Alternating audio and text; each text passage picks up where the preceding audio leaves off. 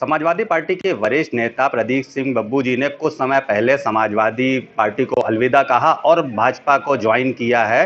भाजपा में वो सक्रिय रूप से काम कर रहे हैं। इस वक्त हमारे साथ प्रदीप सिंह बब्बू जी खुद हैं, उनसे बात करते हैं। सर, सबसे पहले तो हम ये जानना चाहेंगे कि आपने समाजवादी पार्टी में बड़ा लंबा समय दिया, पूरी मेहनत से आपने उनके साथ काम किया। क्या हुआ कि आपको पार्टी छोड़नी जैसी नौबत आ गई? देखिए, हम जिस समाजवादी पार्टी में थे वो मुलायम सिंह जी की समाजवादी पार्टी थी, वो जनेश्वर मिश्र की समाजवादी पार्टी थी, मोहन सिंह की समाजवादी पार्टी थी, ब्रजभूषण मणि त्रिपाठी की समाजवादी पार्टी थी। और मुझे लगता है कि उस समाजवादी पार्टी में और आज की समाजवादी पार्टी में बहुत अंतर है। क्योंकि उस समाजवादी पार्टी में सबकी पूंछ थी, सबका सम्मान था, सबकी राय ली जाती थी। लेकिन इस समाजवादी पार्टी में कुछ गिने चुने लोग हैं जिनकी राय लेके राष्ट्रीय अध्यक्ष अखिलेश यादव जी आगे बढ़ते हैं। और ऐसे लोगों की राय उन लोगों के लिए बहुत खतरनाक होती है, उन लोगों के लिए कहीं न कहीं नुकसानदेह होती है, जो ज़मीनी लोग हैं, जो पॉलिटिकल लोग हैं, जो समाजवादी पार्टी से तब से जुड़े हैं जब से समाजवादी पार्टी है। हम लोग उन्हीं लोगों में से थे और आज तक तमाम ऐसे झंझावात आए, लेकिन हम लोगों ने कभी समाजवादी पार्टी नहीं छोड़ी। समाजवादी पार्टी सत्ता में सिर्फ 8 साल थी और मैं 28 साल तक समाजवादी पार्टी में था। तो मुझे लगता है कि उन झंझावातों को भी हम लोग पार करते हुए आगे बढ़ रहे थे। लेकिन कहीं न कहीं सम्मान और स्वाभिमान की बात आ गई थी। उन स्वाभिमान से समझौता हम लोग कभी नहीं कर सकते हैं। इस स्वाभिमान की लड़ाई, जिस सम्मान की लड़ाई हम अपने लिए लड़ते हैं, अपने लोगों के लिए लड़ते हैं, उससे समझौते की जब बात अगर आएगी तो नहीं हो पाएगा और समाजवादी पार्टी छोड़नी पड़ी। जी, आप वर्तमान में समाजवादी पार्टी छोड़कर भाजपा में ज्वाइन कर चुके हैं। क्या स्थिति दिख रही वर्तमान में समाजवादी पार्टी की? देखिए, समाजवादी पार्टी निश्चित तौर से अब अपने उस दौर में है कि वो जितने लोग चुनाव लड़ रहे हैं वो 10 से कम संख्या पे आ जाएंगे, इतना है।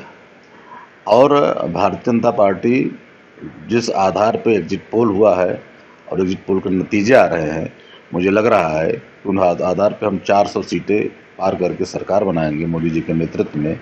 और निश्चित तौर से समाजवादी पार्टी अब धीरे धीरे अपने बुरे दौर की तरफ बढ़ रही है। जी, भाजपा को ज्वाइन करने का अगर आपसे कारण पूछा जाए तो क्या प्रमुख ऐसी नीतियां भाजपा सरकार की या भाजपा पार्टी की आपको अच्छी लगी जिनसे आपने केवल भाजपा को चुना? क्योंकि आपके पास कई सारे ऑप्शन थे, कई पार्टियां आपसे संपर्क कर रही थी।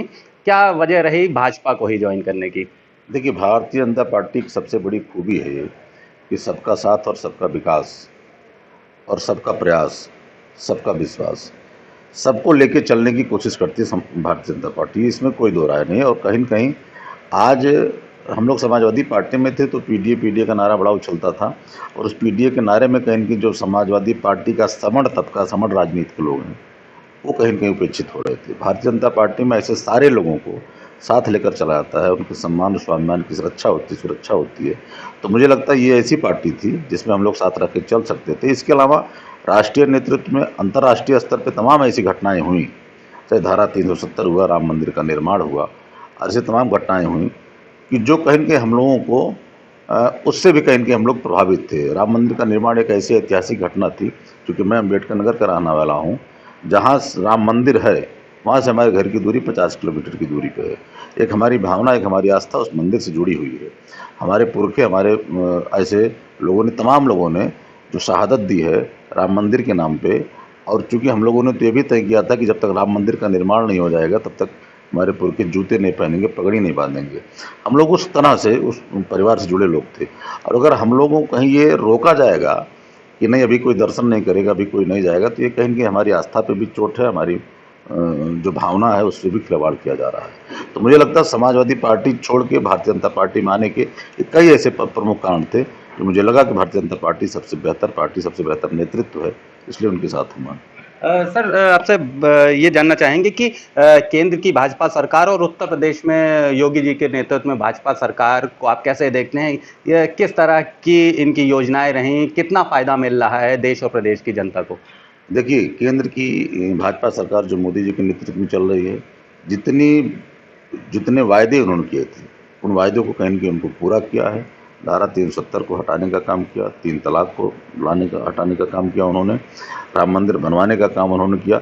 इसके अलावा प्रदेश की सरकार अगर है तो योगी जी की सरकार एक ऐसी सरकार है जो कहीं न कहीं आम आदमी उसमें अपने को सुरक्षित महसूस कर रहा है। सबसे बड़ी चीज़ ये है कि आम आदमी अपने को अगर सुरक्षित महसूस कर रहा है माफिया शून्य हो गया उत्तर प्रदेश, ये सबसे बड़ी उपलब्धि है। और आम आदमी सिर्फ यही चाहता है कि हम चैन की नींद रहें, चैन की नींद सोएं, चैन की नींद जागे। मुझे लग रहा है कि ये दोनों ऐसी चीज़ें थीं जो कहीं न कहीं लोगों को, भारतीय जनता पार्टी की तरफ लोगों को आकर्षित किया इन लोगों ने। जी, भारत में लोकसभा चुनाव संपन्न हो चुके हैं। कुछ ही समय में मतगणना होने वाली है। क्या रिजल्ट दिख रहा है आपको? देखिए, रिजल्ट पूरा देश जान रहा है, पूरी दुनिया जान रही है कि मोदी जी फिर आ रहे हैं और ऐतिहासिक बहुमत से आ रहे हैं। जो 400 पार का नारा था, कहीं न कहीं वो सिर्फ नारा नहीं होकर चरितार्थ हो रहा है।